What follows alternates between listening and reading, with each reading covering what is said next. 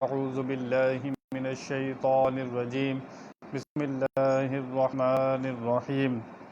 میرے معزز سامعین و ناظرین، السلام علیکم ورحمۃ اللہ وبرکاتہ۔ مسلسل درس قرآن آپ حضرات اور سامعین تمام سماعت فرما رہے ہیں۔ کل آپ نے گزشتہ نشست میں جو آیہ مبارکہ سماعت فرمائی، اس کا ترجمہ، کچھ ضروری باتیں آپ نے سنی کہ یہودی منافق وسلم کے پاس ایمان کا کہ ہم ایمان، لیکن جب اپنے یہودی علماء کے پاس جاتے تو ان سے کہتے کہ ہم تو مسلمانوں سے دل لگی کرتے ہیں، مذاق کرتے ہیں، ہم ایمان نہیں۔ یہ منافقین یہودی اس طرح کی باتیں کرتے تھے۔ آپ نے تعالیٰ نے یہودی جاہلوں سے خطاب فرمایا، جو یہودی تھے اور وہاں سے سن کے باتیں اس پر یقین کر لیتے تھے، اس کی تحقیق نہیں کرتے تھے، خود تورات شریف پڑھتے نہیں تھے۔ اللہ تعالیٰ نے ان کی جہالت پر عتاب فرمایا اور ناراضگی کا اظہار کیا کہ یہ تم اندھی تقلید کرتے ہو اپنی علماء کی، صحیح نہیں کرتے۔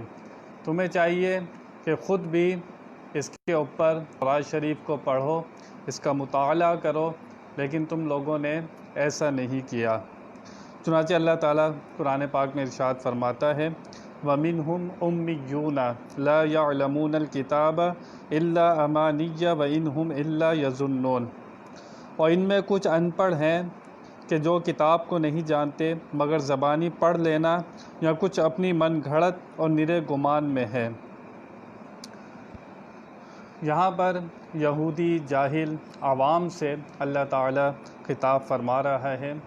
جو لوگ اپنے علماء سے، یہودی علماء سے اور اپنے بڑوں سے تورات شریف کو سن لیتے تھے، وہ جو احکام بیان کرتے تھے یہ بغیر چون و چرا، بغیر کسی حجت کے، بغیر کسی دلیل کے یا بغیر تحقیق کے یہ لوگ مان لیتے تھے۔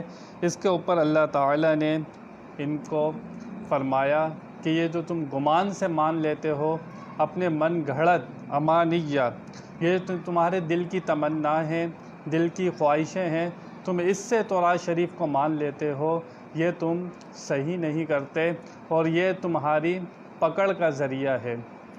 اللہ تعالیٰ نے جاہل رہنا اور مطالعہ نہ کرنا، اس پر اللہ تعالیٰ نے عتاب فرمایا۔ چنانچہ یہودی علماء جو باتیں کرتے تھے یہ لوگ بالکل اس کو مان لیتے تھے، اس کی تحقیق نہیں کرتے تھے۔ یہودی علماء ان کو بتاتے تھے ہمارے باپ دادا خدا کی مرضی بدل سکتے ہیں، خدا ہم کو پکڑے گا تو وہ جبراً چھڑا لیں گے، یہود کو 7 یا 40 دن سے زیادہ عذاب نہ ہوگا، یہود کی شریعت قیامت تک باقی رہے گی، کبھی منسوخ نہیں ہوگی، رسالت بنی اسرائیل میں باقی رہے گی۔ حضور اکرم صلی اللہ تعالی علیہ وسلم حضرت ابراہیم علیہ السلام کی اولاد میں سے ہیں، آپ بنی اسرائیل میں سے نبی نہیں ہوئے۔ چنانچہ یہ جو باتیں علماء یہود ان کو بتایا کرتے تھے، یہ لوگ جاہل عوام بے تحقیق کے، بغیر کسی دلیل کے، اور یہ اس پر ایمان رکھتے تھے، اپنے گمان سے دین کو مانتے تھے۔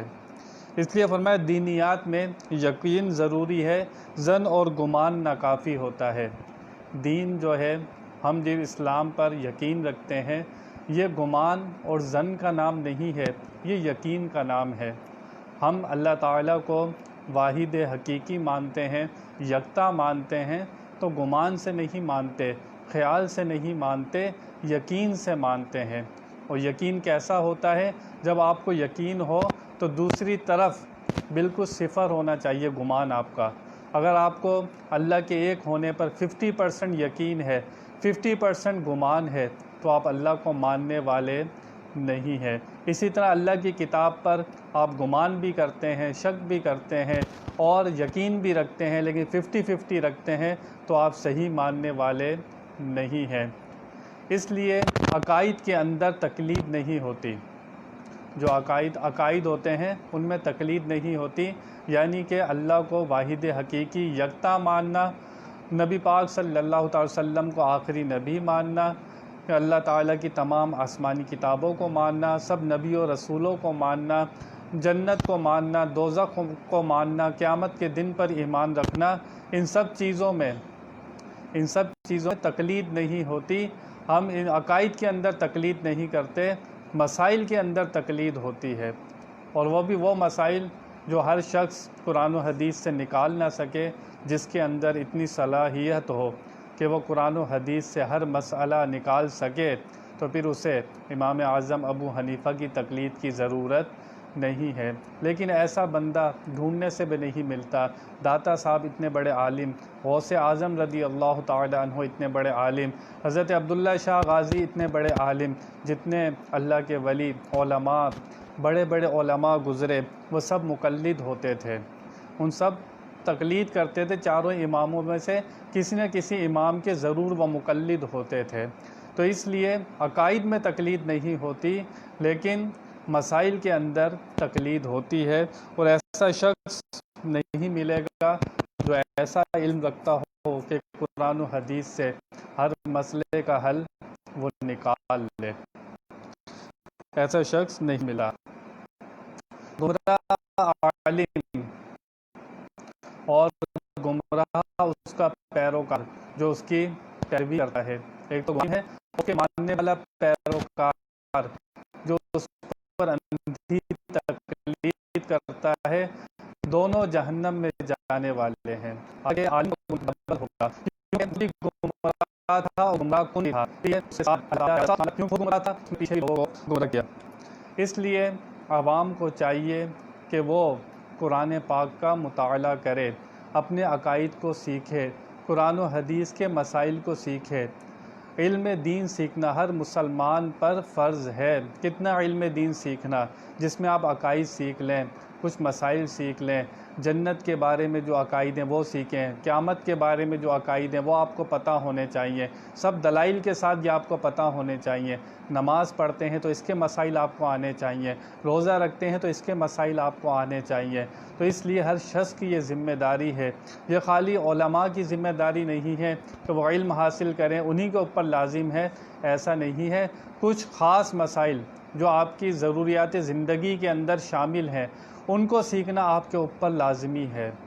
آپ نماز پڑھتے ہیں تو نماز کے مسائل آپ آنے چاہیے، شادی کرتے ہیں تو نکاح کے مسائل آپ کو آنے چاہیے کہ کس طرح طلاق ہو جاتی ہے، اور اتنے معاملات ہوتے ہیں۔ اس طرح دین کو سیکھنا ہر جو اس کے لیے ضروری ہے، اس کو سیکھنا ہر مسلمان مرد اور عورت پر فرض ہے۔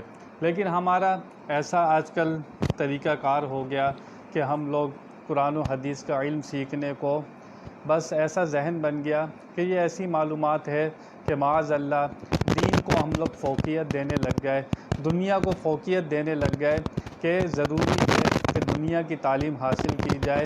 قرآن و حدیث نہ بھی پڑھا نہ بھی سیکھا تو کوئی مسئلہ نہیں ہے، لیکن ہم بچے کو پیدا ہوتے ہی یہی تعلیم دیتے ہیں کہ ہم مار مار کر اس کو اسکول بھیجتے ہیں، لیکن کبھی نماز پر زور نہیں دیتے، کبھی اس کو اس کی طرف نہیں لاتے کہ بیٹا نماز کے مسائل بھی تمہیں لازمی سیکھنے ہیں، روزے کے مسائل بھی تمہیں لازمی سیکھنے ہیں۔ لیکن کچھ ہوں گے والدین جو اپنے بچوں پر ایسی سختی کرتے ہیں کہ بیٹا دین بھی ضروری سیکھنا ہے اور دنیا بھی سیکھنی ہے۔ آپ دنیا کے لیے اس کو سارے ہنر سکھاتے ہیں، اس قابل کرتے ہیں کہ وہ بڑا ہو کر دنیا کما لے، لیکن یہ ساری دنیا کی جتنے علم ہے سارے دنیا میں رہ جائیں گے۔ قبر میں جائے گا تو قرآن کا علم جائے گا، حدیث کا علم جائے گا، اور یہ علم آپ کو مضبوط کرتا ہے، آپ کے ایمان کو طاقت دیتا ہے۔ دنیا کا کوئی علم آپ کو ایمان میں طاقت، یقین میں طاقت فراہم نہیں کرتا، لیکن قرآن و حدیث اللہ کا نور ہے، یہ آپ کی عقل کو بھی نور کرتا ہے، آپ کے دل کو بھی نور کرتا ہے۔ تو ہمارا تو ایمان ہے قرآن و حدیث پر، لیکن اب اکثریت جو نئی نسل آ رہی ہے وہ لوگ اس سے بالکل دور ہوتے جا رہے ہیں۔ ان کی اولین ترجیح ہو گئی، لیکن دین کو انہوں نے پیچھے رکھ دیا۔ حالانکہ اولین ترجیح انسان کا دین ہونا چاہیے تھا، کیونکہ ہم جب کلمہ پڑھتے ہیں تو اس پر ایمان رکھتے ہیں، تو ہمارا کیسا ایمان ہے؟ ہمارا تو جینا مرنا قرآن و حدیث ہونا چاہیے تھا۔ ہمیں تو نیند نہ آتی جب تک رات کو ایک حدیث پاک صلی اللہ علیہ وسلم کی پڑھ نہ لیتے۔ کم سے کم یہ دور ایسا ہے، بہت مصروفیت کا دور ہے، سب مانتے ہیں، لیکن کوئی لوگ دیکھیں آپ نے گھنٹوں موبائل کے اوپر کمپیوٹر کے اوپر 2-3 گھنٹے بھی تو ٹائم ہوتا ہے۔ اگر وہ لوگ 10 منٹ کے لیے حضور کی سیرت کا مطالعہ کریں، 10 منٹ کے لیے قرآن پاک کا ترجمہ ہی پڑھ لیں، کتنی باتیں۔ جب آپ قرآن و حدیث کی معلومات کرتے ہیں اور اس کے اوپر آپ علم حاصل کرتے ہیں، اس کو مطالعہ کرتے ہیں، قرآن و حدیث کا جب مطالعہ کرتے ہیں تو آپ کا محبت اللہ اور اس کے رسول سے ہو جاتی ہے، کیونکہ اس کا تعلق اللہ اور اس کے رسول سے ہے۔ دنیا کے علم کا تعلق دنیا سے ہے۔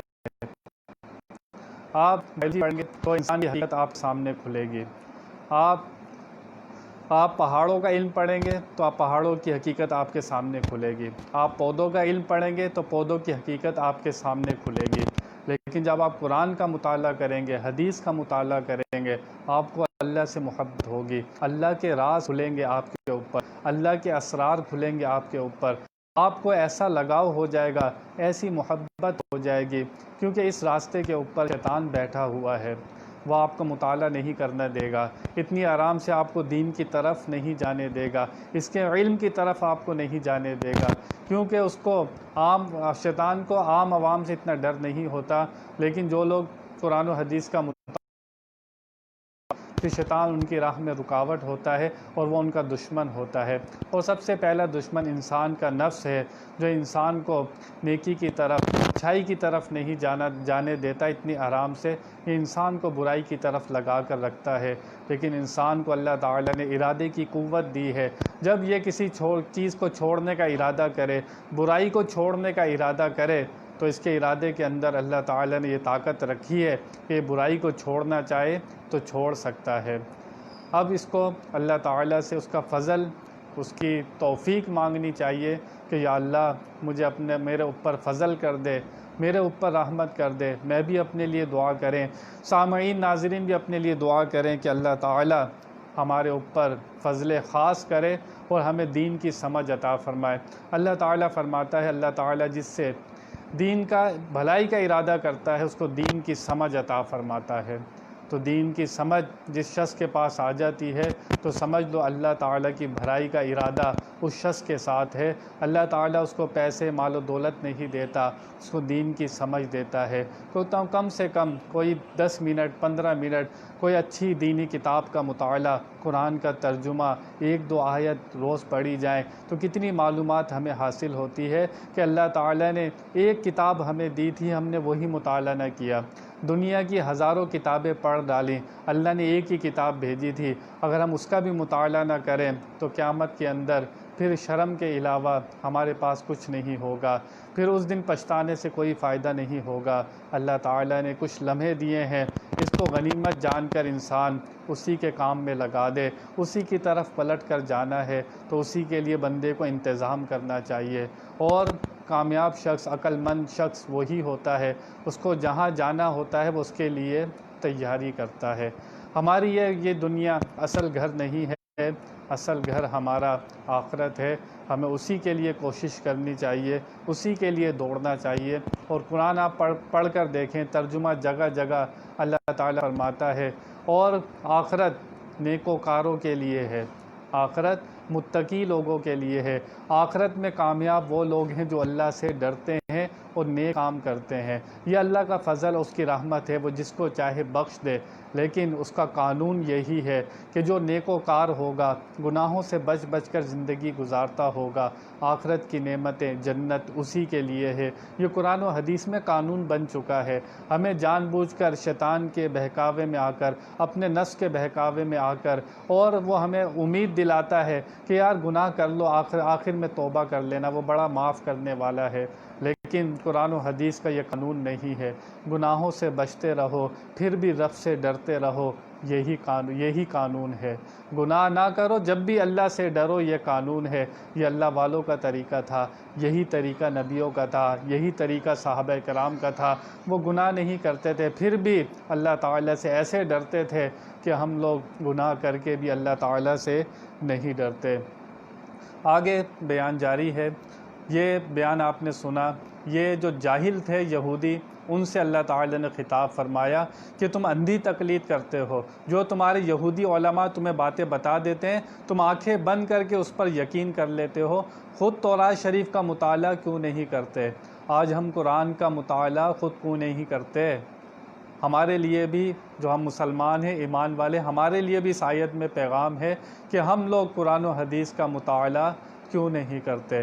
ان پر اللہ تعالیٰ نے ناراضگی کا اظہار فرمایا ہے کہ یہود جو جاہل تھے تو تم تورات شریف کا مطالعہ کیوں نہیں کرتے۔ ہمارے لیے بھی یہ سوالیہ نشان ہے۔ کل کو قیامت میں یہ نہ کہیں کہ یا اللہ ہمارے پاس ٹائم نہیں تھا۔ اللہ فرمائے گا ایک کتاب دی تھی، اس کا بھی مطالعہ نہ کیا، تو پھر تم نے دنیا میں ہزاروں علم سیکھے، دنیا کے طرح طرح کے ہنر سیکھے، ہماری ایک کتاب کا مطالعہ نہ کر سکے، پھر اس وقت پچھتانے کا کوئی فائدہ نہیں ہوگا۔ اللہ تعالیٰ سے دعا ہے کہ ہمیں ہدایت عطا فرمائے، اپنا فضل عطا فرمائے، اپنی توفیق عطا فرمائے، اور جب تک دنیا میں رکھے اپنی رضا پر رکھے اور ہمیں اس سے راضی ہونے کی توفیق عطا فرمائے، گناہوں سے بچائے اور تمام برے کاموں سے بچائے، اور مرتے وقت کلمہ طیبہ نصیب فرمائے۔ اور اللہ تعالیٰ سے دعا ہے کہ یا اللہ اگر ہم بدبخت ہیں تو ہمیں نیک بخت لکھ دے، یا اللہ اپنے علم میں ہمیں نیک لکھ دے، یا اللہ اپنے علم میں ہمیں مومن لکھ دے، یا اللہ ہم تیرے علم میں اچھا ہونا چاہتے ہیں۔ کسی کو نہیں پتہ، کوئی دنیا میں سب سے بڑا عالم ہے، اللہ والا بنتا ہے، لیکن اس کا اختتام، اس کا آخری لمحہ کس پر ہوتا ہے؟ وہ دنیا سے مومن جاتا ہے یا کافر جاتا ہے، یہ کسی کو نہیں پتہ۔ اس لیے تمام اللہ والے اسی بات سے ڈرتے تھے اور دعائیں کرتے تھے، یا اللہ ہمارا خاتمہ بالخیر فرما، جب دنیا سے جائیں تو مومن مسلمان جائیں۔ یا اللہ ہم تجھ سے یہی دعا کرتے ہیں، اور کوئی دعا نہیں ہے۔ اہدنا الصراط المستقیم، یا اللہ سیدھے راستے پر چلا، ہر رکعت میں یہی دعا کرتے ہیں۔ مولا کریم ہماری زبانوں پر کلمہ حق جاری فرما، مولا کریم اپنی برکت نور عطا فرما، مولا کریم تجھے فضل کرتے نہیں لگتی بات، نہ ہو تجھ سے مایوس امیدوار۔ تو ابھی آگے بیان جاری ہے، انشاءاللہ کل اگلی آیت پر کلام کروں گا۔ بیان میں کوئی غلطی اللہ کی بات کرتا ہوں۔ آخر دعوانا الحمدللہ رب العالمین۔